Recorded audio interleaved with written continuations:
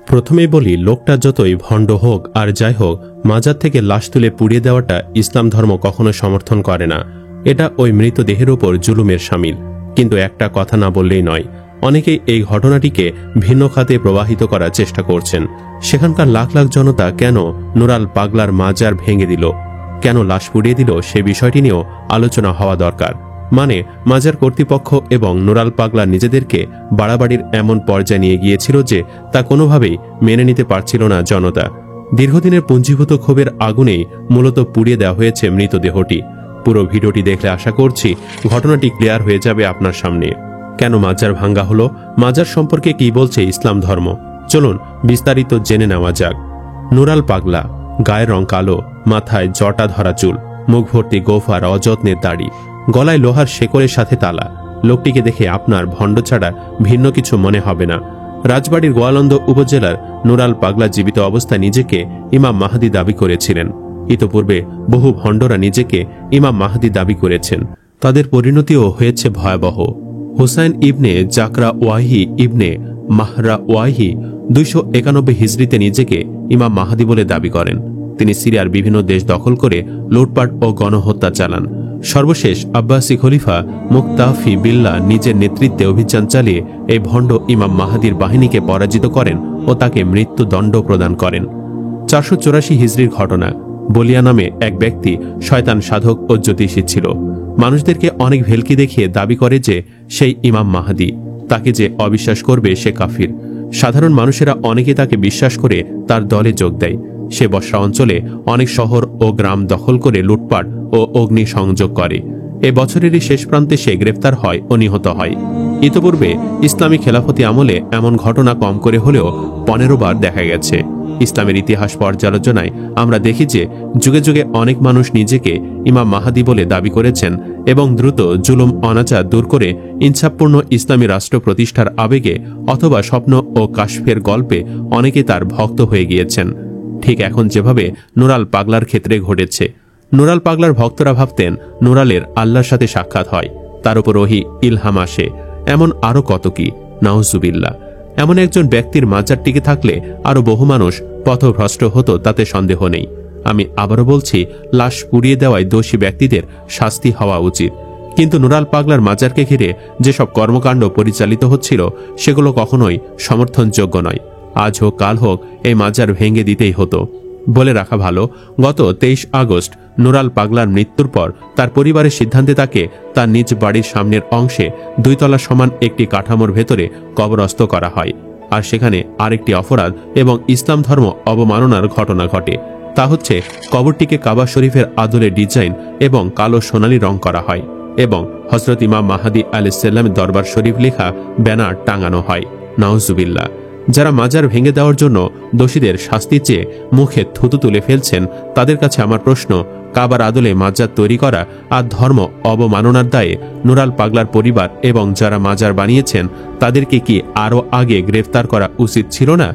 প্রশাসনের পক্ষ থেকে কোনো ব্যবস্থা নেওয়া না হলে স্থানীয় মুসলমানদের মধ্যে চরম অসন্তোষ সৃষ্টি করে। এ প্রেক্ষিতে গোয়ালন্দ উপজেলার ইমাম পরিষদ জনতা গত 26 আগস্ট বিক্ষোভ কর্মসূচির ডাক দেয়। প্রশাসন বরাবর স্মারকলিপিও দেওয়া হয়। তবে পরিস্থিতি নিয়ন্ত্রণে রাখতে এবং শান্তিপূর্ণ সমাধানের লক্ষ্যে জেলা প্রশাসনের উদ্যোগে একাধিকবার মতবিনিময় সভা করেন। জনতা ও ইমাম পরিষদের পক্ষ থেকে 3টি দাবি উত্থাপন করা হয়। দাবি হল, কবর থেকে কাবা শরীফের আদলে করা রং পরিবর্তন, ইমাম মাহদী আলাইহিস সালাম দরবার শরীফ লেখা সাইনবোর্ড অপসারণ, কবরের উচ্চতা কমিয়ে স্বাভাবিক করা। নুরাল পাগলার ভক্ত ও পরিবারবর্গ প্রথম 2টি দাবি মেনে নিলেও কবরের উচ্চতা স্বাভাবিক করার বিষয়ে আলোচনার জন্য গত 28 আগস্ট পর্যন্ত সময় চান। পরে গত বৃহস্পতিবার 4 সেপ্টেম্বর পর্যন্ত সময় নেয়। এ বিষয়ে বৃহস্পতিবার ইমান আকিদা রক্ষা কমিটির ব্যানারে জেলার 5টি উপজেলাতে বিক্ষোভ কর্মসূচির ডাক দেয়। জানা গেছে, পরিবারটি কবর নিচু করতে অস্বীকৃতি জানানো এবং বারবার গড়িমসি করার কারণেই পুঞ্জীভূত ক্ষোভের বিস্ফোরণ ঘটে এবং এক পর্যায়ে কবর থেকে লাশ উঠিয়ে তা পুড়িয়ে দেওয়া হয়। এই ঘটনার সাথে জড়িত অনেকে দাবি করেছেন, নুরাল পাগলা নামে মুসলিম হলেও তার কর্মকাণ্ড ছিল বিধর্মীদের মতো। তার ভক্তরা হাত জোড় প্রার্থনা করত হিন্দু ধর্মে যেভাবে প্রণাম করা হয়, যেটি আমরা নুরাল পাগলার ছবিটির একেবারে বাম পাশে খেয়াল করলে দেখতে পাই।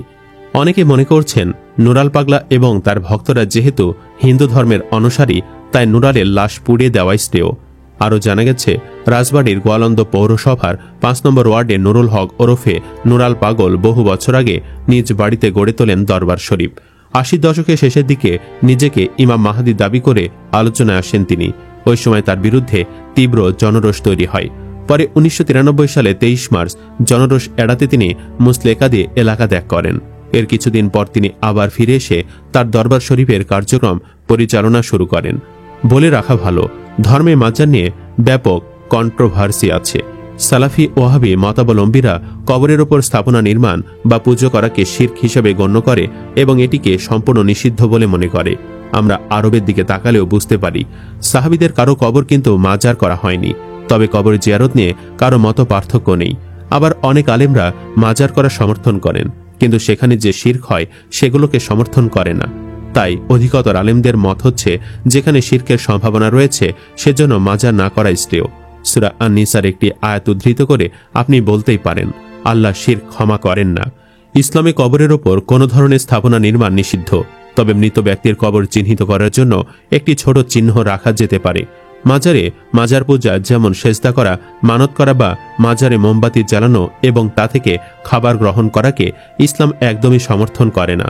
এই ধরনের কাজকে শিরক ও বিদাত বলে বিবেচিত করা হয় এবং ইসলাম এই ধরনের কাজকে সম্পূর্ণরূপে নিষিদ্ধ করেছে। মূল পার্থক্য জানাটা প্রয়োজন।